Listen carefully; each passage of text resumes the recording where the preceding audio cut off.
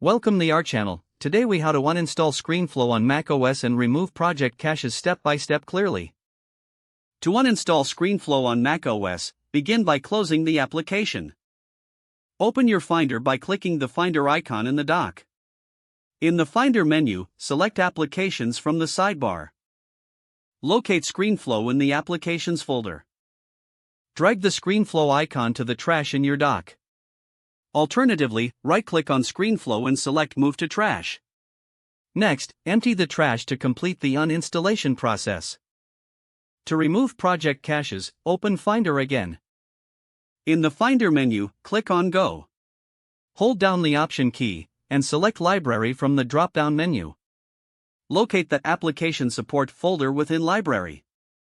Open the Application Support folder and find the ScreenFlow folder. Drag the ScreenFlow folder to the trash. Now, return to the Library folder. Open the Caches folder.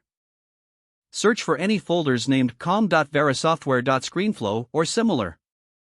Drag these folders to the trash as well. Finally, empty the trash one more time to permanently delete all associated files.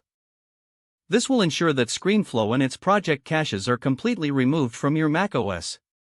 If the page does not load, refresh the browser or try again in a private or incognito window.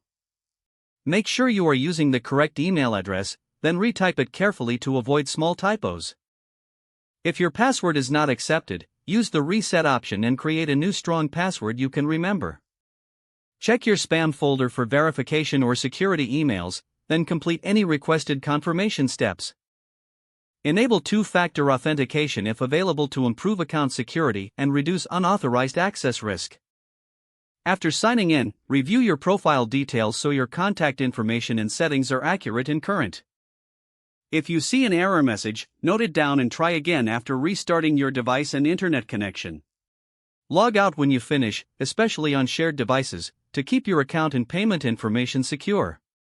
If the page does not load, refresh the browser or try again in a private or incognito window. Make sure you are using the correct email address, then retype it carefully to avoid small typos. If your password is not accepted, use the reset option and create a new strong password you can remember. Don't forget to like this video and subscribe to our channel for more step-by-step